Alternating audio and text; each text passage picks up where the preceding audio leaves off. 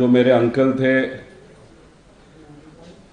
हमारे सबके एक पॉलिटिकल दादा थे और महाराष्ट्र के लोगों के लिए बहुत बड़े नेता थे।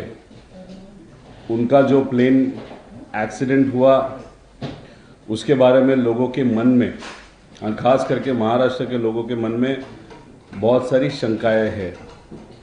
जैसे लोगों के मन में है वैसे हमारे मन में भी है। 13 दिन में हमने कुछ इन्फॉर्मेशन कंपाइल की है और ये जो भी इन्फॉर्मेशन है वो हमारे सोर्सेस के माध्यम से है। आज दिल्ली में इस प्रेस कॉन्फ्रेंस के माध्यम से अजीत दादा पवार, जो मेरे अंकल थे, हमारे सबके एक पॉलिटिकल दादा थे और महाराष्ट्र के लोगों के लिए बहुत बड़े नेता थे। उनका जो प्लेन एक्सीडेंट हुआ उसके बारे में लोगों के मन में, खास करके महाराष्ट्र के लोगों के मन में बहुत सारी शंकाएं हैं। जैसे लोगों के मन में है वैसे हमारे मन में भी है। तो लास्ट 13 दिन में हमने कुछ इन्फॉर्मेशन कंपाइल की है और ये जो भी इन्फॉर्मेशन है वो हमारे सोर्सेस के माध्यम से है। देखो, हमारे फैमिली में से एक व्यक्ति इस एक्सीडेंट में चल बसा। हम इस विषय के बारे में बहुत इमोशनल है, इसीलिए जो भी जिस तरीके से भी इन्फॉर्मेशन हम निकाल पाए वो इन्फॉर्मेशन हमने निकाली है।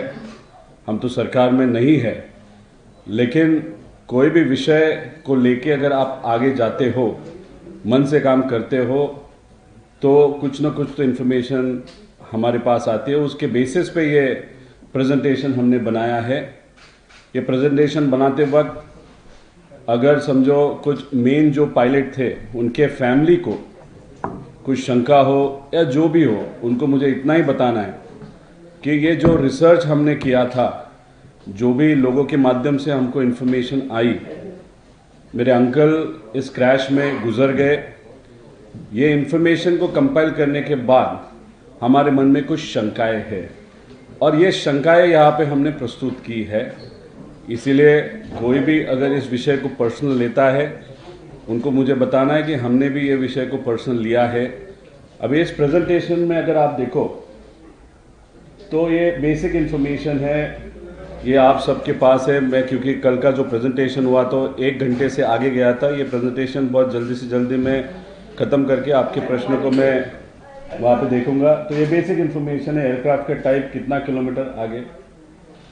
अभी ये सबसे फास्ट है, 51,000 फीट पे चलने वाला एयरक्राफ्ट है। वैसे कंपनी कैनेडियन है, लेकिन ये एयरक्राफ्ट 2010 में यूएसए में बनाया गया था। 16 साल पुराना ये एयरक्राफ्ट है। आगे ये एयरक्राफ्ट का बेसिक डिज़ाइन है। लेफ्ट साइड का जो है वहाँ के आसपास, थर्ड जो आपको विंडो दिख रहा है उसके आसपास अजीत दादा वहाँ पे बैठे होंगे, ऐसे हम सबको लगता है। आगे ये शेयर होल्डर्स है, वहाँ पे विजय कुमार सिंह, सिम्मी सिंह जी उनकी वाइफ है, ये शेयर होल्डर है। विस्ता सेल्स प्राइवेट लिमिटेड में इतने सारे हैं। आप अगर डिटेल में जाओगे कंपनी लॉ बोर्ड तो आपको बहुत सारी इन्फॉर्मेशन इस पर पता चल सकती है।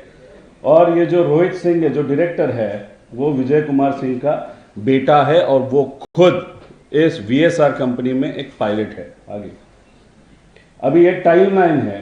7 बजे हमारे इंफॉर्मेशन के हिसाब से अगर ये देखो तो ये एक ग्रुप का चैट है। आगे जाके मैं इसके बारे में बताऊंगा। 7 बजे से लेके 8-10 तक टेक ऑफ होने तक क्या क्या हुआ था वो विषय आया था। सबसे इंपॉर्टेंट इसमें है मनोज पवार, ये हैंडलर है एरो कंपनी का। महाराष्ट्र में 2 कंपनियां हैं, साई और एरो, जिनको काम दिया गया है to coordinate and book the aircraft, of which Manoj Pawar is most probably the handler of aero company. उन्होंने captain checking visibility at Baramati 7 बजे के 3 मिनट, ऑल ओके सर, मतलब विजिबिलिटी इज ओके, ऐसे उन्होंने ग्रुप पे वहां पे भेजा। जिस ग्रुप में अजीत दादा के सब पीए है, उसमें जो डायरेक्टर है हमारे एविएशन के महाराष्ट्र के गवर्नमेंट के अधिकारी, वो भी उसमें ग्रुप में है। महाराष्ट्र का जो ऑफिशियल पायलट है प्लेन का, हेलीकॉप्टर का, वो भी इस ग्रुप में है। इसलिए ये जो ग्रुप है बहुत इंपॉर्टेंट है। ये टेक्निकल इंफॉर्मेशन मनोज पवार ने भेजी थी। Visibility at Baramati is okay. आगे फिर उसके बाद अगर आप देखो ये टाइमलाइन है जहां पे 756 एयरक्राफ्ट का कांटेक्ट हुआ था Mumbai airport radar, take off 8:10। फिर ये पूरा फ्लाइट प्लान है और 8:43 8:45 अनफॉर्चुनेट वो टाइम है जहां पे वो एक्सीडेंट हुआ था। अगर ये जो सॉफ्टवेयर है, अगर आप पायलट हो या you are owner of aircraft या उस सेक्टर में काम करने वाले व्यक्ति हो, तो आपको ये एक्सेस मिलता है ये सॉफ्टवेयर का, ये ऐप का। उसमें आप सब इंफॉर्मेशन निकाल सकते हो।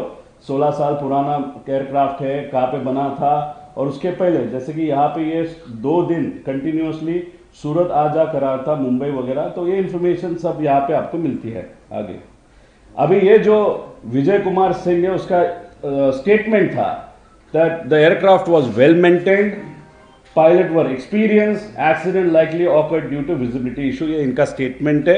ये स्टेटमेंट ही कुछ गलत है और विजिबिलिटी के बारे में मैं आपको बताता हूं। आगे अभी ये लोकल व्यक्ति है जो बता रही है मराठी में कि जो विमान का साउंड है, एक गांव है, गांव के ऊपर से रोज एयरक्राफ्ट वहां पे ट्रेनिंग के जाते हैं या नया कोई भी एयरक्राफ्ट आता है तो ऊपर से जाता है, तो लोगों को मालूम है। उनका कहना है इस स्टेटमेंट के माध्यम से जो प्लेन दादा को लेके घूम रहा था, बिकॉज उन्होंने एक राउंड अबाउट भी लिया था, तो उसका आवाज बहुत अलग था, गलत था, और वो एयरक्राफ्ट बहुत लो था यूजुअल टाइम के हिसाब से। आगे ये एयरक्राफ्ट का वीडियो है जो आप सबने देखा होगा। ये चल रहा है, ये स्टॉल हुआ, उसके बाद 9 से 11 सेकेंड में वहां पे एयरक्राफ्ट क्रैश हुआ। जो आपको पाठक को पायलट है उनका एक स्टेटमेंट सुना होगा, ओ शिट वो शायद जब स्टॉल हुआ था एयरक्राफ्ट उनको कुछ पता चला होगा, या स्टॉलिंग मैन्युअल भी हो सकता है सर्किट ब्रेकर के माध्यम से। तो शायद अगर मेन पायलट ने वो किया होगा या कुछ हो गया होगा या मैकेनिकल एरर आया होगा, उसके बाद कोई भी एक्सपर्ट हो उसको एक फील आता है ये होने के बाद इस हाइट पे, इस लेवल पे 100% क्रैश होता है।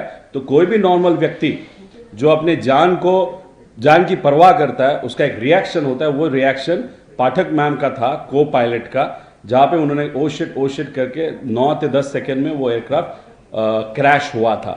हमारा ऑब्जेक्शन पाठक जो को पायलट है उन पे नहीं है। हमारा ऑब्जेक्शन आगे जैसे जाओगे वो ऑब्जेक्शन है the main pilot mister Kapoor. आगे अभी ये है कि व्हाट फेलियर ऑकर्ड, मतलब ये मैकेनिकल एरर क्या था वो देखने की जरूरत है, इसलिए the investigation has to be good. उसी के बाद जो भी एयरक्राफ्ट अगर कहां से भी आता है तो उसका चेकअप करना पड़ता है। फ्लाइंग करने के पहले उसकी हेल्थ, जो मेंटेनेंस हेल्थ होती है, जैसे कि जो इंपॉर्टेंट वायर्स है, केबल्स है, हाइड्रोलिक्स है, ये सब कुछ चेक करना पड़ता है, हर रोज चेक करना पड़ता है before the aircraft flies. This is norm given by DGCA।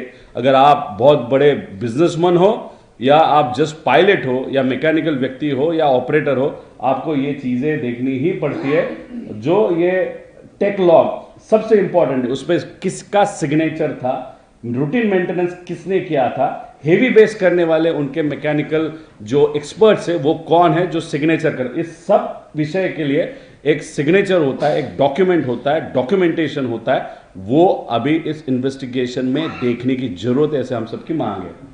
अभी ये है 2023 में 14 सितंबर 2003 में ये जो एक्सीडेंट हुआ था मुंबई में, उसका एक फुटेज है।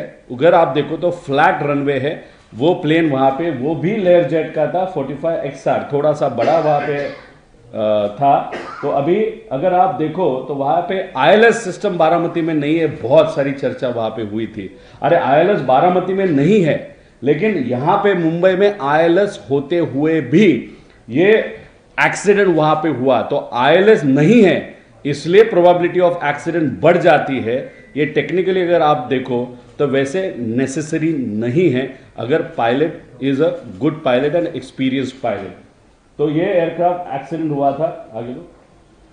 अभी 2 साल में 2023 से लेके अब तक उस पर कोई भी इन्वेस्टिगेशन प्रोसीड नहीं हुआ था। ब्लैक बॉक्स में क्या आया था, कैसे हुआ था, कुछ भी नहीं हुआ था। अनफॉर्चुनेट एक्सीडेंट अजीत दादा का होने के बाद फिर ये डीजीसीए के माध्यम से वहां पे एक न्यूज दी गई सितंबर में जो एक्सीडेंट हुआ था उसका रिपोर्ट बहुत जल्द वहां पे दिया जाएगा। मतलब फिर हमारा कहना है, अगर ये रिपोर्ट और इन्वेस्टिगेशन अगर प्रॉपर होता और ये जो वीएसआर का एयरक्राफ्ट, वो भी लेयर जेट एक्सीडेंट किसके कारण हुआ, वो इंफॉर्मेशन अगर पहले हमारे पास होती तो शायद अजीत दादा का एक्सीडेंट नहीं होता।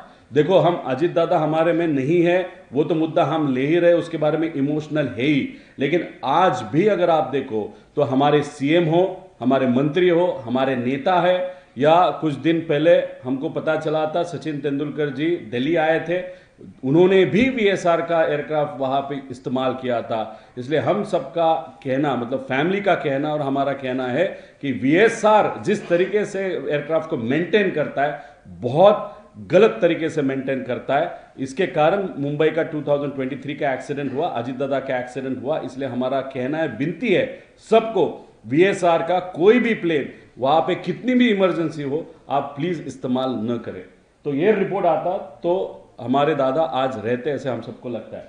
अभी EASA, European aviation safety agency ने ये जो वीएसआर का जो ऑपरेटर है उसको ये भेजा था कि बाबा ये एक्सीडेंट कैसे हुआ 2023 का, वो हमको बताओ। उसके बारे में कुछ इंफॉर्मेशन उन्होंने मांगी थी, लेकिन कुछ भी एक भी इंफॉर्मेशन वहां पे न डीजीसीए के माध्यम से न वीएसआर के माध्यम से वहां पे दी थी।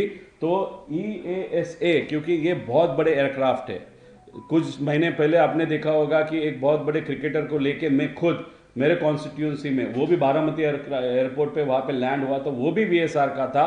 वो जो साइज का एयरक्राफ्ट है, लेगेसी हो या ग्लोबल हो, ये सब एयरक्राफ्ट यूरोप तक जा सकते हैं। इसलिए इन्होंने इंफॉर्मेशन न आने के कारण इसका जो थर्ड कंट्री ऑपरेटर का जो ऑथोराइजेशन था वो कैंसिल किया।